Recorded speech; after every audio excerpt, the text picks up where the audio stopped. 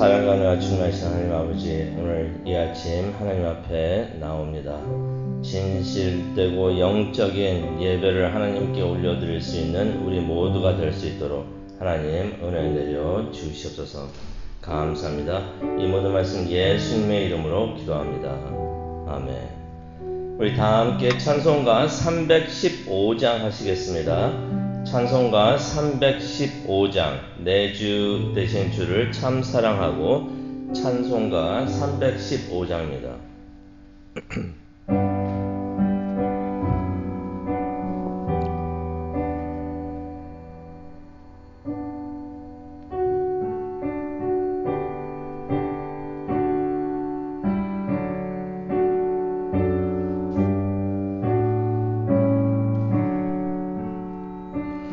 내 주 되신 주를 참 사랑하고,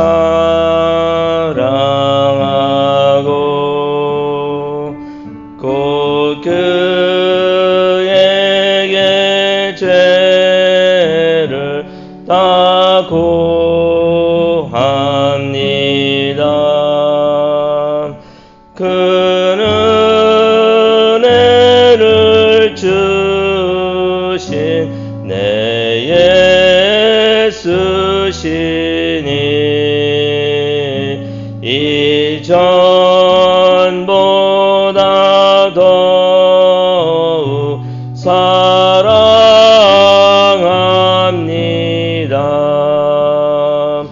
주 날 사랑하사 구하시려고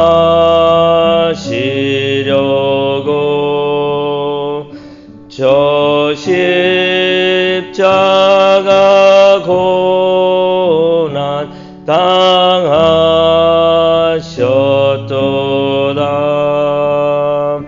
그가 시관 쓰신 내 주 배우니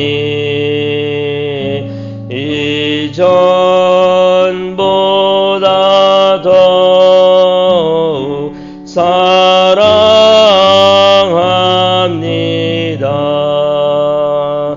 내 평생에 힘쓸 그 큰 의무는 주 예수의 더욱 의림이라. 숨질 때에까지 내 할 말씀은 이전보다 더욱 사랑합니다.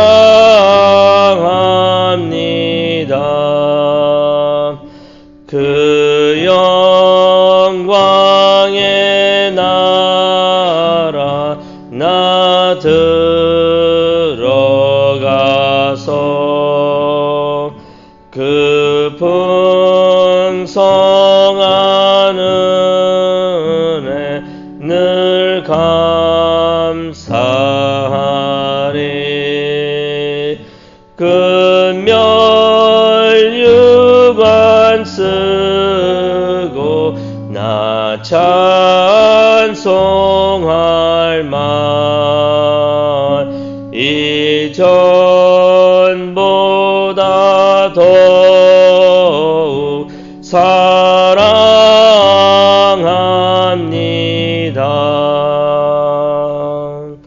아멘. 네, 오늘 하나님께서 주시는 말씀 우리 다 함께 보도록 하겠습니다. 시편 50편이 되도록 하겠습니다. 시편 50편, 오늘 이 아침 하나님께서 주시는 말씀입니다. 시편 50편 1절부터 23절까지의 말씀을 우리가 읽고 또 공부하고 묵상하겠는데요. 말씀이 긴 관계로 우리 16절부터 23절까지만 우리 봉독하도록 하겠습니다. 시편 50편 16절부터 23절까지의 말씀을 우리 다 함께 봉독하도록 하겠습니다.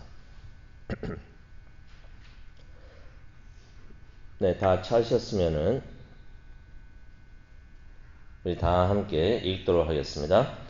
악인에게는 하나님이 이르시되 내가 어찌하여 내 율례를 전하며 내 언약을 내 입에 두느냐. 내가 교훈을 미워하고 내 말을 내 뒤로 던지며 도둑을 본즉 그와 연합하고 간음하는 자들과 동료가 되며 내 입을 악에서 내어주고 내 혀로 거짓을 꾸미며 앉아서 내 형제를 공박하며 내 어머니의 아들을 비방하는도다. 내가 이 일을 행하여도 내가 잠잠하였더니 네가 나를 너와 같은 줄로 생각하였도다. 그러나 내가 너를 책망하여 내 죄를 내 눈앞에 낱낱이 드러내리라 하시는도다. 하나님을 잊어버린 너희여 이제 이를 생각하라. 그렇지 아니하면 내가 너희를 찌르니 건질 자가 없느니라. 감사로 제사를 드리는 자가 나를 영화롭게 하나니 그의 행위를 옳게 하는 자에게 내가 하나님의 구원을 보이리라. 아멘. 하나님, 오늘 이 말씀을 통해서 하나님의 음성을 듣기를 원합니다. 하나님께서 우리 각자에게 주시는 그 메시지를 받을 수 있도록 하나님 저희들 마음을 준비하여 주시고 이 예배를 하나님께서 받아 주시옵소서. 예수님의 이름으로 기도합니다. 아멘. 요한복음 4장 24절에 보면은 예수님께서 이런 말씀을 하십니다. 하나님은 영이시니 예배하는 자가 영과 진리로 예배할지니라.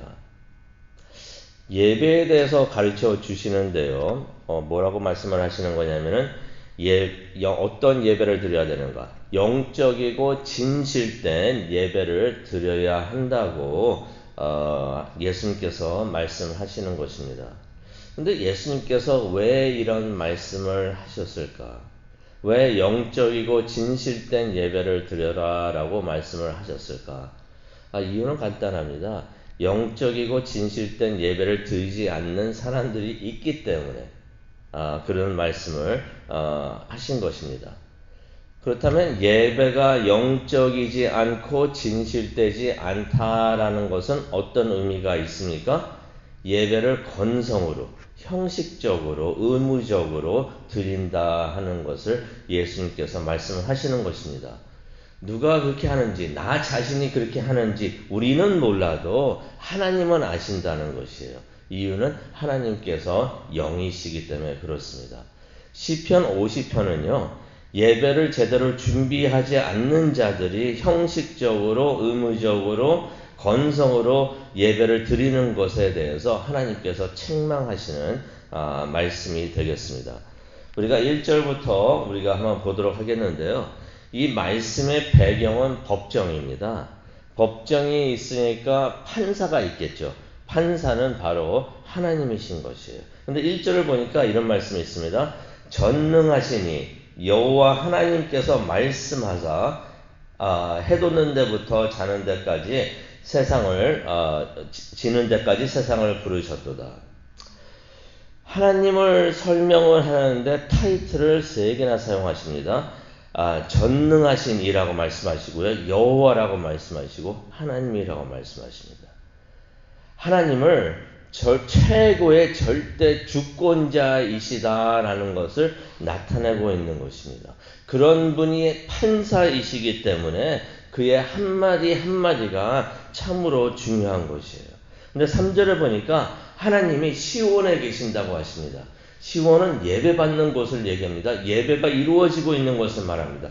그 시온에 계시면서 밝은 빛을 비추고 계신다라고 기록을 하고 있습니다. 이 장면을 한번 머릿속에 그려보시기 바랍니다. 시온이라는 곳에 예배가 이루어지는 곳에 하나님이 계시는데 밝은 빛을 비추고 계십니다. 그런 분이 지금 다가오고 계십니다. 재판장으로 판사로서 오시고 계시는데요. 그의 앞에는 근데 불이 삼킬 듯한 불이 있다고 합니다. 그리고 하나님 주위에는 폭풍이 일어나고 있는데 사나운 폭풍이 막 일어나고 있다고 3절에 기록을 하고 있어요. 그 모습을 한번 머릿속에 그려보시기 바랍니다. 평화로서 오시는 하나님은 아니시고 심판하러 오시는 하나님의 모습을 그리고 있는 것입니다. 4절을 보니까 하나님께서 그의 백성을 심판하기를 원하신다라는 말씀이 있습니다. 그래서 5절에 이런 말씀을 하시죠. 나의 성도들을 내 앞에 불러 모아라. 여기서 말하는 성도들이라는 사람들은 어떤 사람을 말하고 있냐면요. 신실한 백성들, 겉으로 신실한 백성들, 말로만 신실한 백성들을 하나님께서 그렇게 비유하시면서 설명을 하시는 것입니다.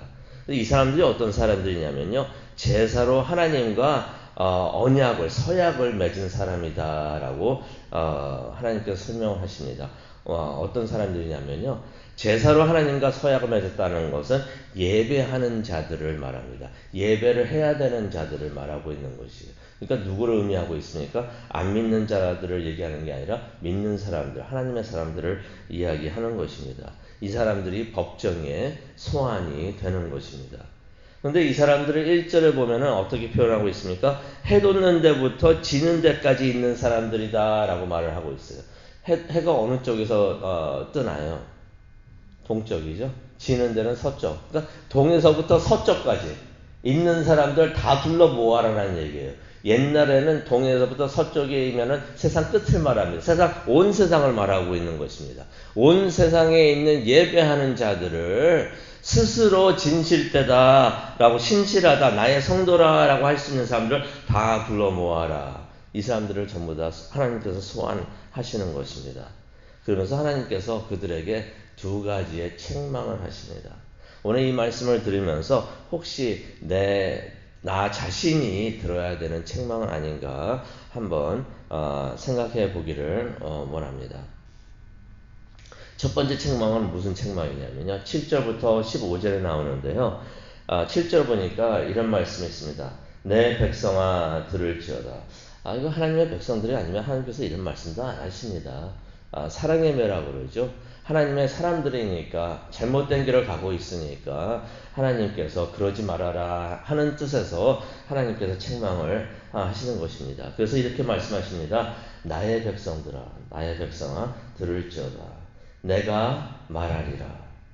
근데 여기서 내가 말하리라, 내가 네게 증언한다 라고서 하면서 또 뭐라고 말씀하십니까? 이스라엘아 내가 네게 증언하리라.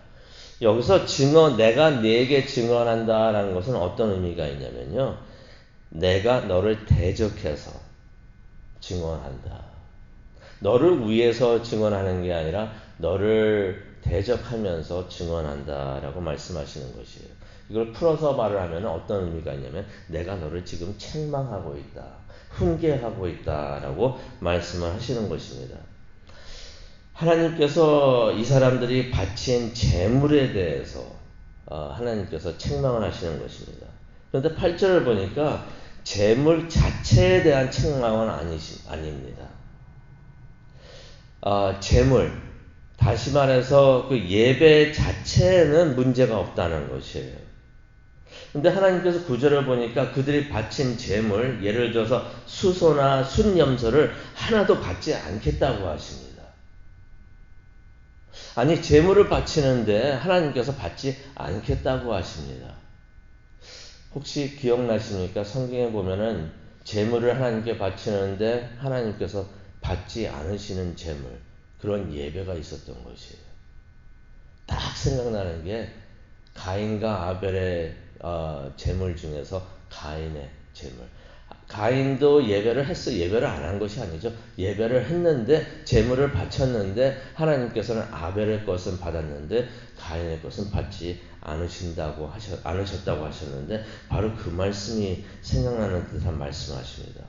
숫소와 숫염소를 바치는데 하나님께서 받지 않겠다고 하시는 것이에요. 이게 무슨 말인가?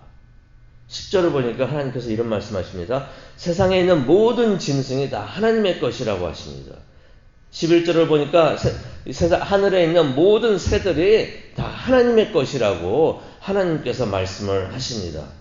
그리고 12절을 보니까 이런 말씀하십니다. 하나님께서 내가 배고파서 너희들에게 재물을 바치라고 한 것이 아니다 라고 말씀하시는 거죠.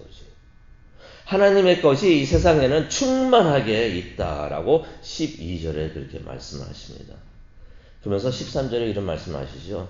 내가 배고파서 숫소의 고기를 먹겠느냐? 염소의 피를 내가 마시겠느냐? 하나님께서 이런 것들이 필요하셔서 백성들에게 제물을 바치라고 한 것이 아니라는 것입니다. 그러니 이 백성들에게 하나님께서 뭐라고 말씀하시냐면은 너희들이 제물을 바치면서 봉헌하면서 예배하면서 하나님이 이것이 필요하기 때문에 내가 하나님을 도와드린다 하는 마음으로 봉헌하고 예물을 드리지 말고 예배를 하지 말라. 너희들이 안 바쳐도 나는 필요한 것이 하나도 없다 라고서 말씀을 하시는 것이에요. 하지만 이 백성들이 하나님께 드린 제물, 예물에 어떠한 문제는 있었던 것 같아요. 뭐가 문제였을까요? 14절과 15절을 보니까 우리가 그 문제점을 발견하게 됩니다. 14절을 보니까 하나님께서 이런 말씀하십니다. 감사로 하나님께 제사를 드리며 지존하신 이에게 네 소원을 갚으며. 무슨 말이냐면요. 감사로 제사를 드려라. 감사로 예배를 드려라. 그리고 서약한 것들을 지켜라 라고서 말씀을 하시는 것입니다. 하나님께 약속한 것들을 지켜라. 그리고 15절에 이런 말을 하십니다. 환난 날에 나에게 부르짖어라. 예배하는 사람들이 감사함이 없었고 예배하는 사람이 하나님의 말씀, 약속한 말씀, 언약한 말씀을 지키기를 원합니다 라는 순종함으로 나오는 것이 없었고요. 환난 날에 하나님이 필요합니다, 하나님을 의지합니다 라고서 외치는 마음이 없는 마음으로 나왔다는 것입니다. 감사함이 없었고요. 예배하는데 순종함이 없었고요. 진정으로 하나님을 의지하면서 예배하지 않았다는 것이에요. 그러니 그러한 사람들의 예배가 어떠한 예배였겠습니까? 건성으로 형식적으로 이 사람들이 제물을 바치고 하나님을 예배를 했다는 것이에요. 그래서 하나님께서 그런 마음을 책망을 하십니다. 두 번째로는 어떤 책망을 하시냐면요. 16절부터 23절 말씀, 오늘 읽은 말씀이 되겠는데요. 또 다른 책망을 하십니다. 예배만 문제가 있었던 것이 아니고요. 예배를 드리는 백성들의 자세, 삶에도 예배에 합당하지 않았던 것입니다. 하나님께서 16절에 이런 말씀하십니다. 악인에게는 하나님이 이르시되 내가 어찌하여 내 율례를 전하며 내 언약을 내 입에 두느냐. 무슨 말씀하시냐면요. 하나님께서 이렇게 말씀하시는 것입니다. 네가 왜 내 말씀을 전하고 말하고 다니느냐. 성경 말씀을 이 사람들이 전하고 다니고 있었고 가르치고 다니고 있었고 말하고 다니고 있었다는 것이에요. 성경에는 이런 말씀이 있습니다. 하나님께서 이렇게 말씀하십니다 라고서 말하고 다녔던 것이에요. 왜 그렇게 하냐라고 하나님께서 꾸중하듯이 말씀을 하시는데요. 그 이유가 17절에 나옵니다. 너는 내 교훈을 훈계를 싫어하고 내 말을 버린다, 던져버린다, 무시한다라는 것이.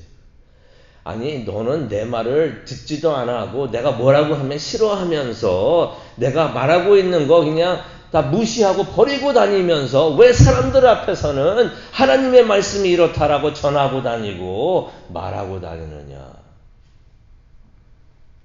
18절을 보니까 너는 도둑들을 봐도 만족해하고 간음하는 자들과 함께 지낸다. 간음하는 자들이라는 것은 이제 우상 숭배하고 하나님을 의지하지 않고 하나님을 예배하지 않고 그런 사람들과 그냥 같이 동료로서 친하게 같이 지낸다는 말입니다. 그러면서 19절에 보니까 너는 악한 것을 말하고 거짓말을 하고 다닌다. 우리가 거짓말하는 것을 너무 편하게 생각할 때가 많이 있는데요. 거짓말 정도야 귀엽게 봐줄 수 있는 거 아닌가라고 생각을 하는데 하나님 거짓말 무지하게 싫어하십니다.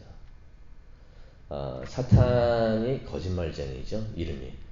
모든 거짓말이 하얀 거짓말이란 거 없습니다. 세상 사람들이 정당화시키기 위해서 만들어낸 말이 하얀 거짓말 하면서 하얀 거짓말은 괜찮다 하는데 하얀 거짓말도 거짓말인 것이에요. 그러면은 꼭 모든 사람들에게 불편한 말을 해야 되느냐?